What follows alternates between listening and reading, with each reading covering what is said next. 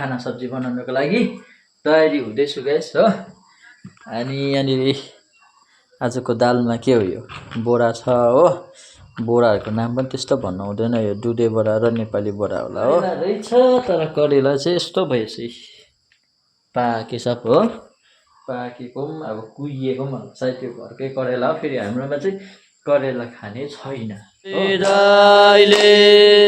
सेवा गर्छु प्रभु सारा हेलो एभ्रिवान, जय मसी अनि स्वागत छ तपाईहरु सबैजनालाई आजको नयाँ भ्लगमा। अनि अहिले भने चाहिँ म अब किचन पस्दैछु हो। किचन भित्र चाहिँ आमा हुनुहुन्छ। के गरेको? पानी लिन गएको?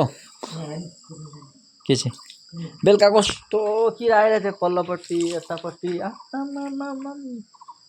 बत्तीमा त कस्तो डरले किरा बाहिर निस्किँदा पनि जिउहरूतिर लागेर हो। जिउहरूतिर कहाँ बाहिर जाँदा वासरुम जाँदाखेरि आमा जिउहरूतिर लागेर हो। के बेसी किरा आएको अहिले चाहिँ बत्तीतिर पुरा किरा किरा आएर थियो हो। अनि गाइस आजको वेदर चाहिँ यस्तो छ हो। पानी पर्न लागेको हो कि अब घाम लाग्न लागेको हो कि केही थाहा छैन।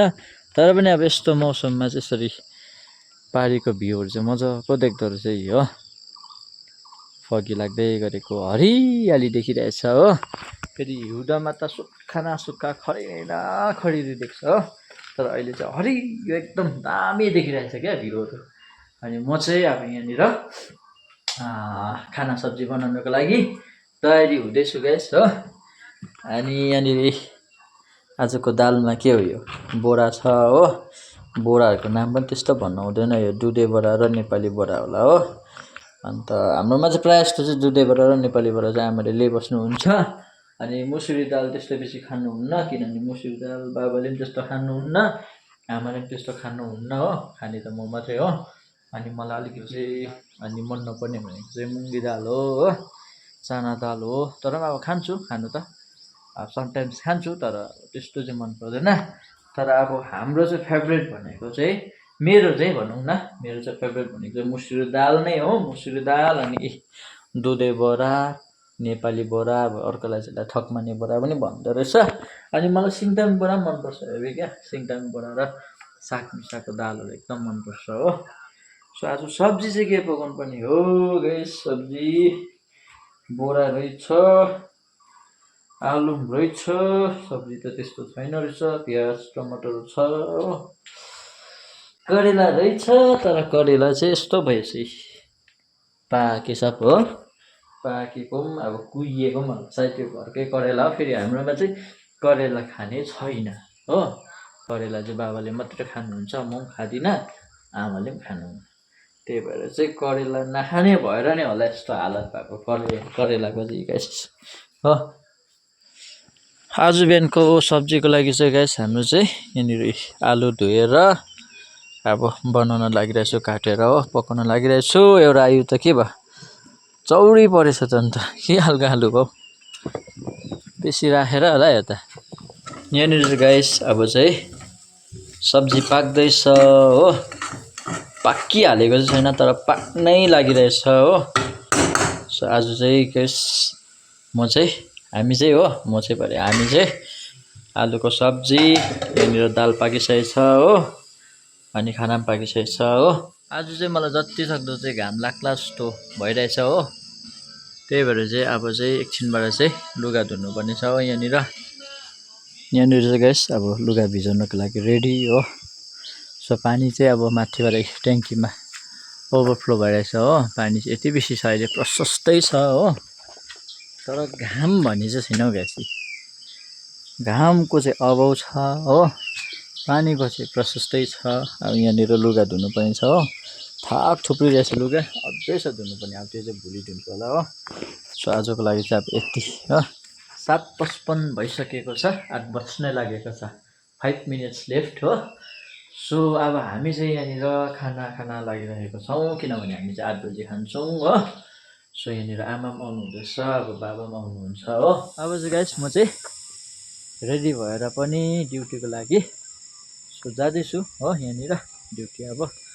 अनि गाइस आज चाहिँ मजाले घाम लाग्ने रहेछ, हेर्न सक्नुहुन्छ हो। सो लुगाहरू पनि यहाँनिर मजाले धोएर अब घाम भरेसम्म लाग्यो भने चाहिँ सुक्छ हो, होइन भने चाहिँ सुक्दैन हो। अब म चाहिँ लागेको, अनि आफ्टर ड्युटी फेरि पनि तपाईँलाई भेट्छु है, हेर्दै गर्नुहोस् होला।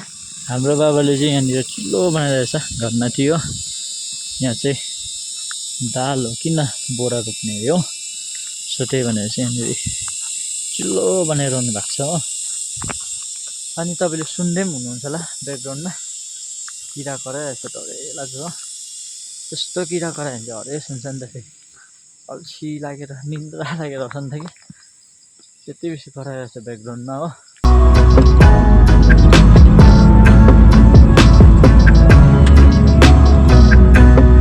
म चाहिँ गाइस अहिले चाहिँ घर फर्किँदैछु आफ्टर ड्युटी हो। सो आज चाहिँ घाम लाग्यो गाइस मजाले हो। लुगा आधी त सुक्यो होला, आधी चाहिँ सुकेन, किन भन्दाखेरि बाक्लो लुगाहरू त सुक्दैन हो, जिन्स प्यान्टहरू त्यस्तो सुक्दैन, 2 दिनहरू जस्तो लाग्छ हो। तर अब पातला पातला लुगाहरू चाहिँ सुक्यो हो। सो भोलि पनि धुनुपर्ने छ लुगा चाहिँ हो, भोलिको लागि थुप्रिरहेछ। आज चाहिँ अब फेरि मलाई कन्फ्युज भयो, अब घाम लाग्छ कि पानी पर्छ भनेर हो। सो त्यही भएर चाहिँ आजको लागि चाहिँ आधी मात्रै धुएँ, अब भोलि पनि धुनुपर्ने छ हो। अब चाहिँ गाइस बेलुकाको लागि खाना सब्जी बनाउन लागेको हो। अनि यहाँनिर लुगा सुकिरहेछ, घाम लागिरहेछ हो, तर त्यस्तो करा लागेको छैन। अब अस्ताउन लागेर पनि होला हो। के बनाउनु आज सब्जी? बाबुको त त्यहाँ अलिकति भात पनि रहेछ। के हो त्यो सब्जी? म चाहिँ यहाँनिर खाना सब्जी बनाउन आएको हो, तर सब्जी पनि रहेछ, दाल पनि रहेछ हो। सो हामी 3 जनालाई पुग्ने रहेछ, अनि खाना मात्रै अब यहाँनिर अलिकति बसाएको हो। खाना पनि बिहानको रहेछ हो, त्यही भएर अलिकति मात्रै बसाउनु पऱ्यो खाना पनि हो, त्यस्तो सब्जीहरू बनाइ बस्नु परेन हो। के गर्दैछ हो रेन्जोङले? के गरेको केटा? यस म चाहिँ रेन्जोङकोमा आएर छु यहाँनिर हो। के गरेको? के हो यो भन त? What is this? What is this? याद छ नि तिमीलाई? यो पनि त्यस्तै गर्ने? आम्मामा कहाँबाट पायो तिमीले?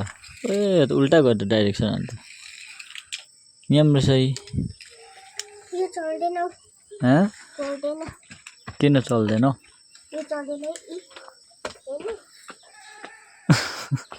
यता हेर्दै न, यता हेर्दा आम्मामा के खालको बेग बोकेको? तल न तल बेग के भयो? आम्मामा तल न तल बेग बोक्छ आजकलको केटीहरूले, क्या हो नक्कल, बेसी नक्कल, तल न तल बेग बोकेर। गाइस मलाई चाहिँ यति बेसी भोक लाग्यो हो। सो म चाहिँ एकछिन यहाँनिर दिदीको घरमा आएको थिएँ हो। सो अब चाहिँ घरै जाँदैछु खाना खानको लागि, यति बेसी भोक लाग्यो क्या। अन्त त्यही भएर यतिखेरतिर चाहिँ मलाई पुरा भोक लाग्छ हो। अन्त त्यही भएर चाहिँ अब घर जाँदैछु खाना खानको लागि हो। यस्तो चाहिँ ड्याम्मै के हो यो, यसलाई के भनिन्छ हो? आमाम पानी चाहिँ उयोमा थियो, ट्याङ्कीबाट ओभरफ्लो भएर यसरी जाँदैछ। अहिले चाहिँ गाइस हामी चाहिँ खाना खाँदैछौँ हो, आमा हुनुहुन्छ यहाँनिर।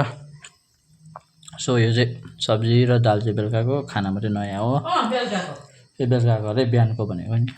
खोर्सानीसँग खाँदैछु हो, पिरो रहेछ खोर्सानी हो। खाना बाछी कराउँछ फेरि त्यस्तै पिट्ठामा।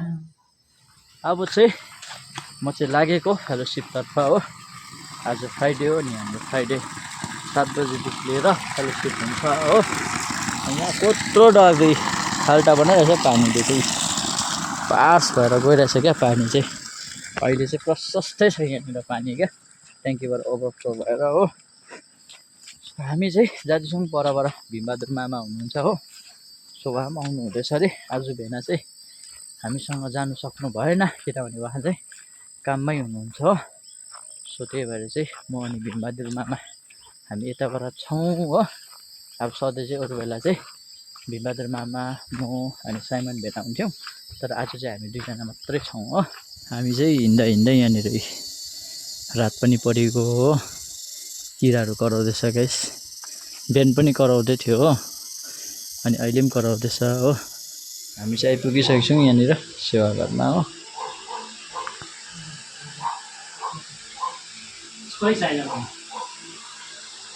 सो अब चाहिँ सुरु हुनै लागेको छ 7 वर्ष नै लाग्यो हो हृदयले सेवा गर्छु प्रभु सारा हृदयले धन्यको भन्छु स्तुति म गाउँछु तपाईको दया जीवन भन्दा हातो चाल्दछु येशूको नाउँमा